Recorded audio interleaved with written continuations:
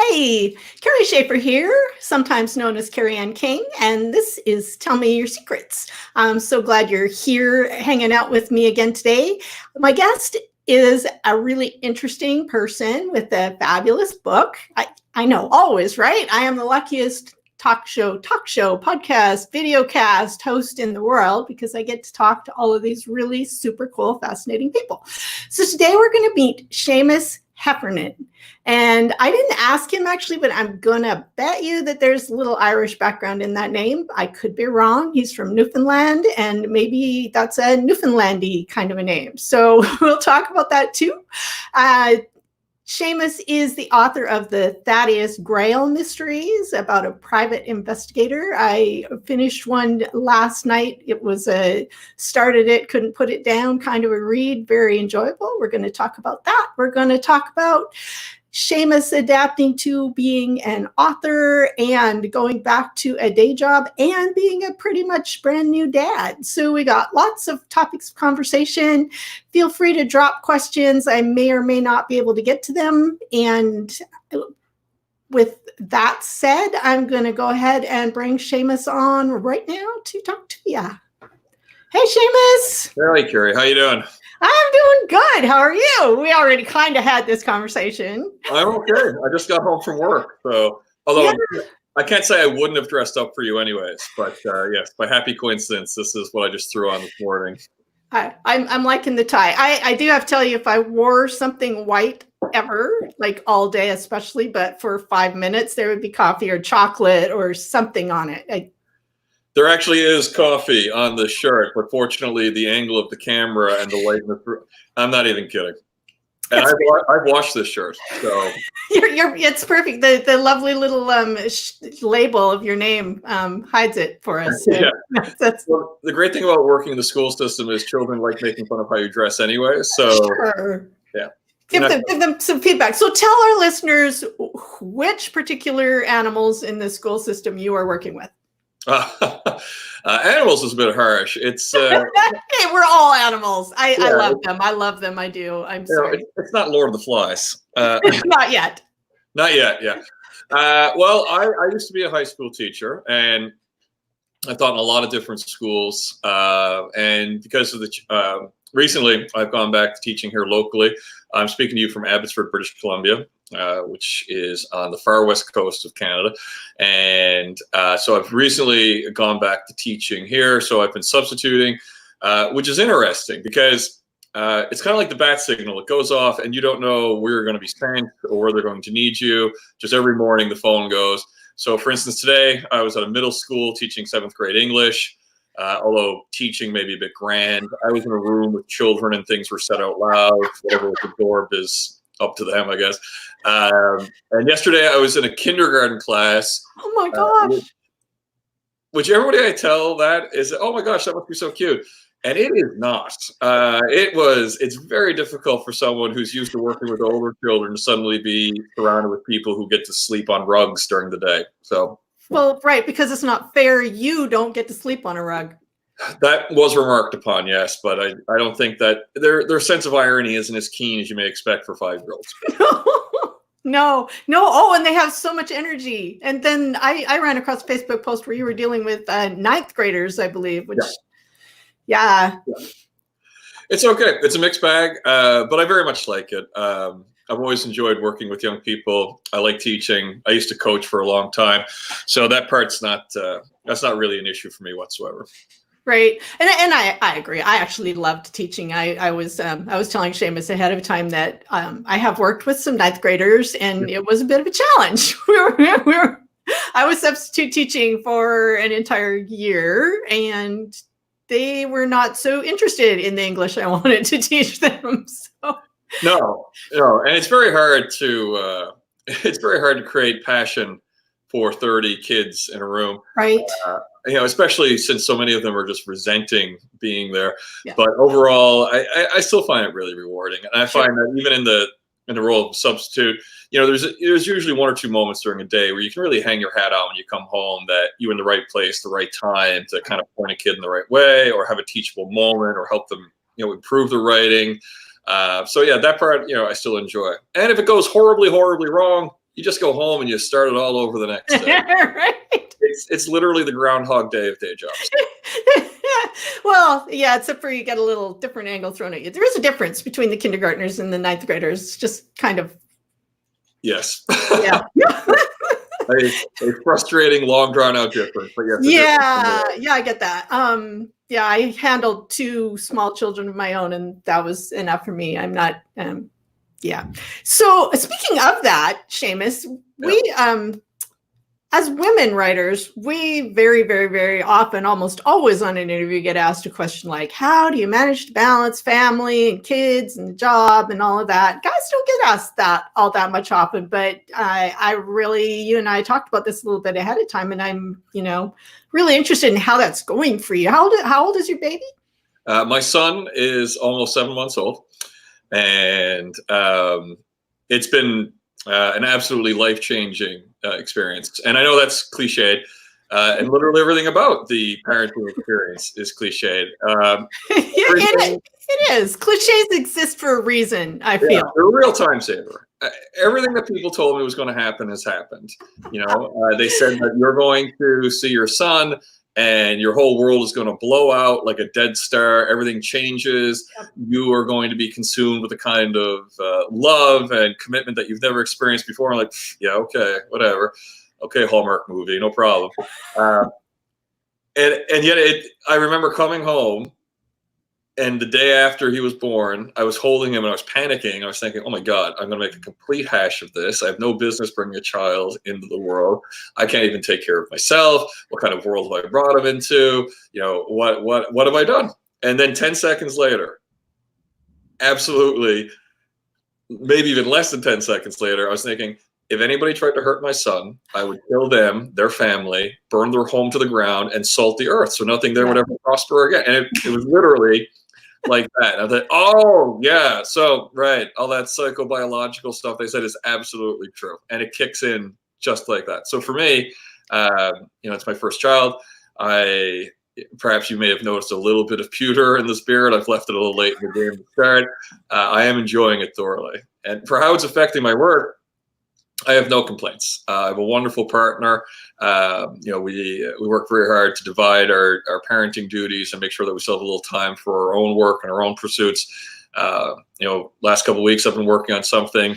I've come home from work, spend time with my son. We put him down. I try to get a couple hours work done, then spend some grown-up time. Because I spend all day with children, it's nice to have an actual adult to have a conversation with. Yeah. And that's it. It's like anything. If you want to get work done, if you want to accomplish something, then you just have to figure out how you're going to do it. You're just going to figure out how to make the time work. We make time for everything else. Now you have a kid, so that's going to take up some of your time. So how are you going to adjust your time to meet your own expectations, meet your own professional or personal goals? Well, that was a bit more Tony Robbins than I intended. Sorry. No, hey, I'm totally Tony Robbins, actually. I mean, in the extent that I really do believe anything that you really want, you will find time for. Yeah. That's what I used to remember when my kids were little and I was working, and people would say, how do you find time to read? And I just look at them like, how do you find time to breathe? I mean, absolutely. I can't remember who said it, but how we spend our days is, it's how we spend our lives. How we spend our lives. Yeah, exactly. That's how to fill those days. I actually think my partner just walked in. I don't know if my son, Chelsea, hey, come over and say hi when you get a chance. Oh, yeah. I figure you wouldn't mind the slice of life moment here. Yeah, absolutely. You even have some pictures to show us of your son. That's let's see. This proud daddy. Yeah, that's James in his Batman shirt. And that's me dressed significantly more casually. Being a Generation X male, I realized that my casual clothes are literally the same since university. It's plaid shirts and band t-shirts. Oh, hey. There they are. Here's the real deal. Hello. Hey, hi, Mom. That's my partner. And she's running away. James, hey, bud. Hi. Uh-oh, you're hiding in behind. There we go. There you go. Hi, little one. Hey. Hi. Hello. Hey, son, how was your day? Little smile. There you go. There you go. Little smile. Gotta go. I've always wanted to do this. James, the whole world. There you go. Okay, now we will do our absolute best to get the whole world to see this. Yeah, well, that was a little shout out to any of the Bill Murray Scrooge fans who might be watching this, by the way. I love Bill Murray. Oh, that's so awesome. My world changed too, absolutely, totally with my kids. And the thing is, it doesn't ever stop. No. My Viking and I, we worry. Well, I try not to worry. I choose not to worry. I'm going to think positive things. He does enough worrying for all of us. So, our kids are our oldest between the two of us is now almost 30, and he still gets worried about on a regular basis. I moved away from home when I was 22, and my life got blown apart when I was 35, and I had after 13 years I had to move back home into my parents' place. Oh my gosh! Sleep on a couch in my old bedroom for a while my life did a full Control Alt Delete. So that's just a nice way of reminding myself that the burden of responsibility of parenting never goes away, and I may have to do the same thing someday. And you totally will, because that thing where you would burn the earth to save your child never goes away either. Well, the good news is, because I'm in my twilight years, it's very unlikely that I'm going to live to see my son turn 35. So hopefully he'll have all the stuff figured out by then himself. Oh, see, I plan to live to be like at least 100. So I've got to, I got to believe all kinds of things. So, I want to ask you about your book a little bit too, clearly. So Sure. One of my questions was, you're Canadian. Yep. Your private eye detective is American. Yep. And he's living in England. Yeah. Right? Yeah, it's a white nationalist nightmare, really. It's one of the most diverse worldly books out there. Yeah, I just imagine Steve Bannon reading it going, damn it! Why can't all of this just take place in good old US of A? So there's reasons for that. What happened was I lived in the UK for a long time. I lived in London for a very long time, about 5 years. Huge. It had a massive formative impact on my life, and not just the experiences there, but the friends who I made.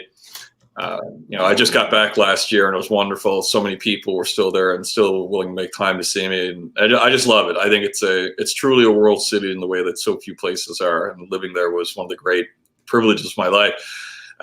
So when I decided to write a book, obviously setting is very important. So you want to pick somewhere that people have an immediate recognition of.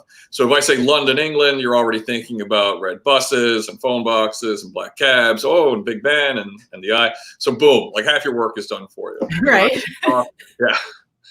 If you read my books, you're like, oh, right, this is fast because this guy's just lazy. He just wants to get going with the story. It's not, he's not Jonathan Franzen. He's not really interested in the nuts and bolts stuff. So when hello. Kelsey is shyer than James, I'm afraid. So I gave a talk recently, and I was sitting next to two other writers who, including my good friend AJ Devlin, who's a fantastic Ellis Award-winning crime writer here in Canada. He's writing out of Port Moody, and he was talking about the importance of setting and how you have to get the tone right and how you've got to build your whole story. Like it's got to feel like you're right there. And I said, yeah, I don't buy that for a second. Like I just need a place and then I can make the story happen. So I'm good. Well, I'm going to stop you because I think that you did manage that actually really rather nicely. And I think it was just done by, showing us details through your character's eyes. So you didn't bother setting, some big elaborate set for me, but I certainly was able to, see what was going down. One thing Seamus and I were talking about before this show is that I read the second book only and not the first book. So what I am here to tell you is it's okay to start with the second book, although I'm guessing it's better to go back to the beginning. Yeah, a couple of things will make more sense in the second book if you read the first one. But I mean, they're a series, but I mean, they can be enjoyed individually. It's like an episode of Law and Order. I mean, there's a little bit of carryover, but I mean, you're really just picking it up you're just picking it up for a cool, fun story. You know, when you're sitting on the beach or waiting in line at the, the Department of Motor Vehicles, you need to kill some time. I mean, no one's reinventing the wheel here. The crime books, they're fun, they're great to write, and they're accessible, and people enjoy them. Thank God. Yeah. But even if they didn't, I would still probably do it. So. Because you're right, because you love it, right? Yeah. But totally, all of the pieces were there, and there is a lovely plot structure, and all of those things are totally there. I was immersed and really enjoyed it very much, and was quite concerned about Thad's safety for a short period of time. Yeah. He is a little reckless. Speaking about the publication, I noticed that your book is published by something called Crooked Cat Press, and I'm going to guess that that's a small press. Do you want to talk a little bit about that? Yeah, sure. Yeah, my publishers are Crooked Cat Press, Lawrence and Steph Patterson. They're based in France.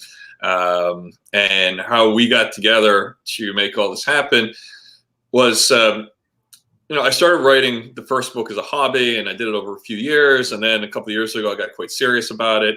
I had just finished my master's degree, and I found that I'd had just enough gas in the tank to blow through the last 10,000 words or so of the first manuscript. Like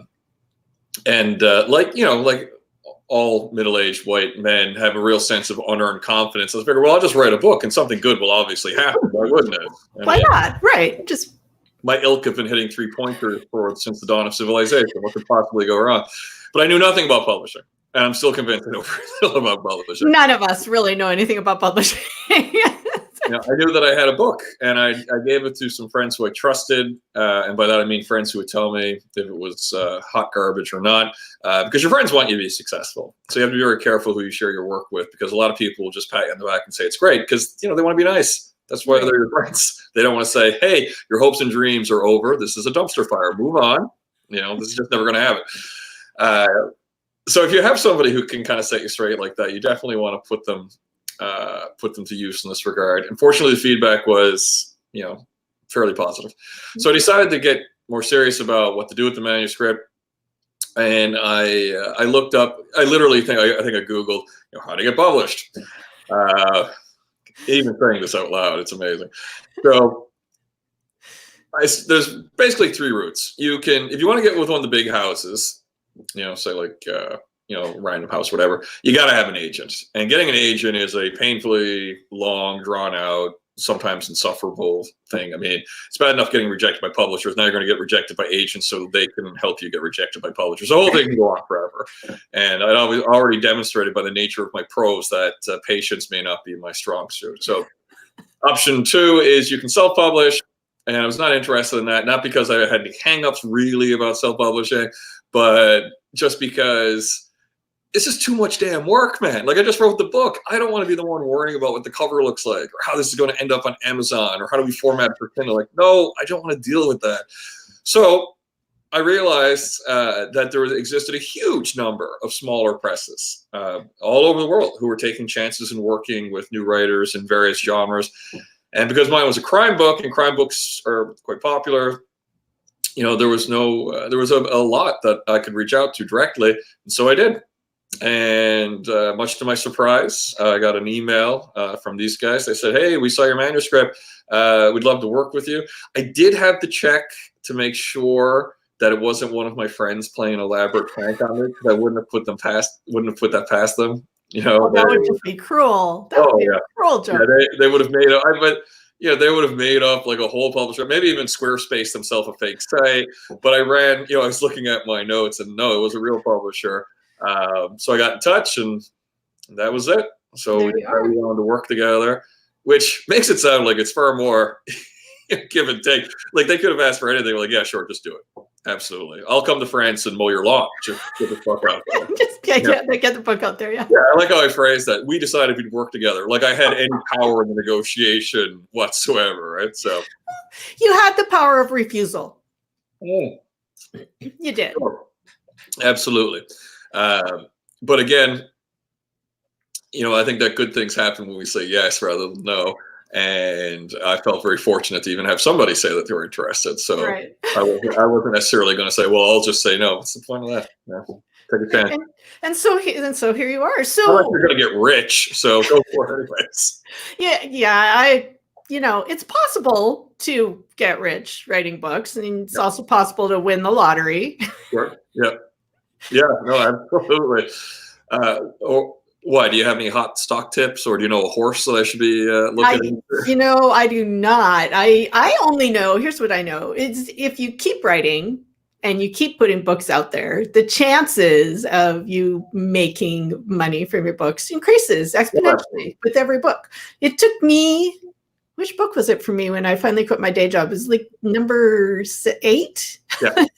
7 maybe. No, absolutely. And I'm part of this Facebook group, something like 50,000. I can't remember. It's a measurement of words to money, and it's about like a lot of independent writers and small press writers. And there's guys there who are writing like $2 a month. I'm like, how is this happening? I know. I don't know. I've done 2 a year, and that for me was a lot. I'm doing it again this year, or at least I plan to. One of them being indie, by the way, which interestingly enough is something I said a couple of years back that I would never do. Right. But I've gotten to, as you begin to understand how the pieces go and you've got a few books out there, then it becomes kind of interesting to go, well, wait, it might be fun to have someone involved, to have more involvement in designing the cover, and getting it set up for Kindle really is not difficult. I have the technology to do that, and it takes me about 1 minute, and all I had to do was invest in some software, right? So it's not as hard as I thought it would be. No, I know. I feel like I'm being pub shamed right now. I really. No, don't take it that way. I find it fascinating that there's so many different ways to get books out there. And I think the small press can be an absolutely brilliant way to go.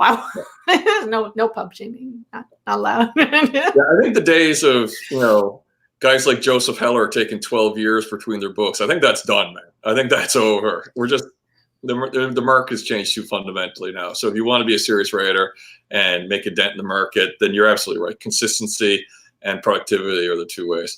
So one of the nice things about my job is, hopefully I'll have some time over the summer to more re-engage. But I'm enjoying some other things in my life right now too. Right. Well, which I think is really awesome. People who only write and never do anything else, sometimes I think they get kind of stagnant. Like you're not having any contact with the rest of the world. You don't know what's going on. You're not learning anything new. And then you don't have anything new to put in your books. So the more you're out there experiencing and living and doing stuff, the more you actually have to write about. So that's a good thing, I feel. I almost forgot. Now, this is completely random and off track, but I was going to ask you about your name because, well, honestly, I love the name Seamus. I've grown to love it. As a kid, I wasn't crazy about it because I'm sure nobody knows how to spell it when you're a kid. It's really unique. And my parents decided to make my childhood especially miserable by giving it the traditional Irish spelling, which is Seamus. I should probably point out that I know for a fact my parents are listening to this right now, so I'm just kidding, Mom. It's okay. Hi, parents. It's okay. My childhood was perfectly fine. But as I've gotten older, I'm definitely more comfortable with it. Especially, like, the full thing is kind of a unique moniker. So, and it doesn't look terrible on a book cover, so it all worked out. Plus, apparently, there's a minor character in Harry Potter named Seamus. So I was just going to say, yeah. So when I was at an elementary school last week, a bunch of the kids thought that I was the coolest sub ever because of that. Obviously not because of my tie, but here we are. Well, you are missing an opportunity with the tie. There are so many different types of ties you could go with. I am, which makes me surprising, but I'm hopelessly old-fashioned about a couple of things, especially because my last job was suit and tie every day. So I'm going to work now. I've said, well, forget it. Like, I'm not leaving these things to go to waste. But most of my ties tend to be fairly conservative stripe or rep ties like this. Blandly inoffensive. So, Thaddeus, on the other hand. Yeah. Who has some things in common with you, I feel, having got to know you just a little bit, and some things totally not, because Thaddeus, your private investigator, I don't see him wearing a conservative tie. Do I have him wrong? No, I think that he wears, I think it mentions that he wears a suit quite a bit. I don't think we ever talked specifically about neckwear. And again, a lot of that stuff I kind of like leaving to people's imagination. I knew that I wanted him to be, dressed like a professional, but I wasn't really going to obsess over, the spacing of the herringbone pattern on his jacket. People can fill in those blanks for themselves. Although, I've read GQ for a long time. I had a wealth of material, but I decided not to bore people with it. I could have been the Tom Clancy of men private eye fashion. I decided decided not to go there, right? Yeah, just constant technical detail about the width of lapels and how to match your socks with your belt. But no, people can fill those mental blanks in for themselves. Right. Which is perfect. Now, you have a degree in criminology, or? Yeah, I have a master's degree in criminology. Okay. And did that lead you, your choice in choosing a private investigator? Actually, I have to tell you, I found this very fascinating. I believe in, I just love when there are weird little coincidences. I can't say that word in my life. I was doing research. As a matter of fact, I still have a tab open on private investigators because I put one in my current novel that I'm writing.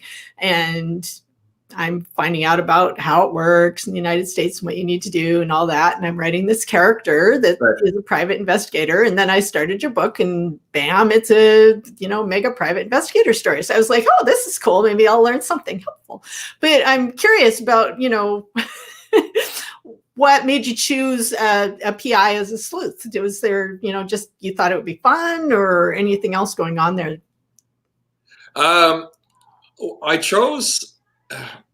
I basically wanted to write the kind of stories that I loved when I was a kid.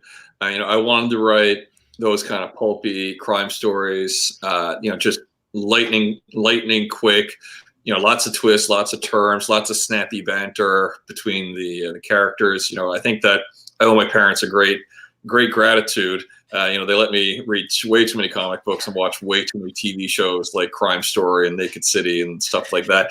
And I've always loved the genre. I always have. That's when you get hooked on when you're a kid. It's not just your kind of review, I guess, of the masculine anti-hero, but that's kind of, that becomes, your kind of prism through which you want to tell your own stories, that genre and that type of character. There's nothing really interesting or unique about using a private eye as your protagonist, except the fact that literally it's worked so well for so many other viewers. So if you're talking about the basics of a story that are going to hook people, well, you need stakes, and a private eye obviously can have fast stakes. You already alluded to the fact that you were quite nervous about the fate of the protagonist. Yeah. And you need, if you're writing a crime story, you need somebody who can obviously interact with crime. Writing from a police perspective, I wasn't really interested in procedurals, kind of limited with that. That's just my take. The private eye can be kind of the lone wolf or the rogue who can come and go as he pleases. Since Hammett and Chandler, we've been, since the master himself, they figured it out long before I did. So that's why I wanted to go with a private eye. By coincidence, not only do I have my background in criminology, which didn't have any influence on the book, I also have my provisional private eyes license here in BC. I've only worked very, very briefly, and much like a lot of Thaddeus's work, it's very boring. It's right. Cars and eating bad food and waiting for some guy to come out who may or may not be faking an injury. It's a living, but I much prefer the one that I have now. Right. I hear you. That was something, we all have this idea of the private investigator is always having this exciting life. I think some of the shows that I grew up watching too. And then I started researching it. It's like, oh, wow, you spend a lot of time just sitting around trying to track people on the internet and social media and do background checks and all that kind of stuff too. So you can really catch up on a lot of audiobooks, I think. Or a lot of podcasts like this. Yeah. Hey, you got nothing better to do. So if you're sitting on a tail job or surveillance job right now, British Columbia private investigator serving the interest of insurance or whatnot, please, check out your podcast provider. Download a bunch, including this one. Yeah, for sure, absolutely. And sometimes your nondescript vehicles. I am a little bit jealous of where you are right now. I do have to say that too. And we're talking physical location because I grew up in Williams Lake, as I told you, which is not far from you really. And I miss home sometimes. I'm in the States now, although, I'm in Washington and I'm not far from the Canadian border. So it's kind of a lot like where I grew up. But anyway, I was very excited when I discovered I get to talk to somebody from Canada because, there's just always a little bond with the home and native land. I think most Canadians enjoy that whenever we connect with people. We're shockingly well regarded across the world, which is great on a national stage. And certainly, I think that's improved the last couple of years under the current leadership.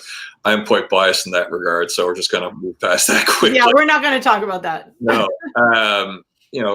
God knows you're never going to have a perfect country, but I've lived in a lot of places, and I'm fiercely proud to be Canadian, and I'm fiercely proud to be in this part of the country and have both my life here and the life of my young son here. I don't know what the future holds, but I'd be very surprised if we spent a lot of time outside the country, both professionally or personally, going forward.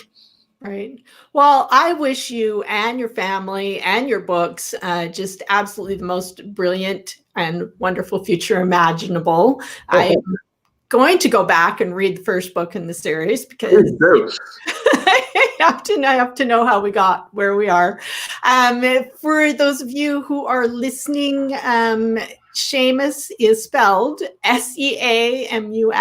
Yeah. Heffernan is Hefffernan, and your website is SeamusHeffernan.com. Is that correct? Yeah, not original, but it certainly is easy to find. It's probably easy for you to get social media handles. Yeah, that's for sure. And people have been, so kind and so generous, including yourself, Carrie. Thank you so much for having me on. But the feedback from people online and people who've contacted me through social media, the people who've supported other writers like, AJ and Dietrich Kaltis and Sam Weeb here in BC. If you're listening to this and you have a question about writing or publishing, I don't care if you read my book or not. You can contact me through the website. I'll get back to you. It might take me a week or two, but I'll always write people back when they do. Feel free to reach out, drop me a line. I'm happy in any way to pay it forward and keep this madcap world of indie writing and publishing going. Awesome. And it's SeamusHeffernan.com, and then also on Facebook, just / Seamus Heffernan again, I believe, right? Or is That's my personal one. Seamus Heffernan Author is my author page. Right. You can also find me on Twitter at SG Heffernan, and Instagram, same thing, at SG Heffernan. So plenty of ways to get in touch if you want, folks.